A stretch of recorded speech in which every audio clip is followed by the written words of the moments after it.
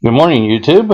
It's the 30th day of May, 2013. We have an earthquake update today. We've had a 3.5 magnitude earthquake in southern Ontario, Canada. It occurred today at 05:35 hours UTC time, or at 01:35 hours at the epicenter local time.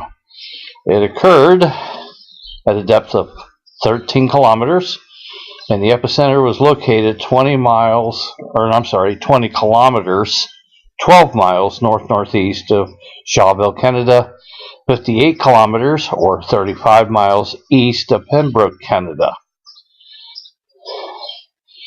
And that was a 3.5 magnitude.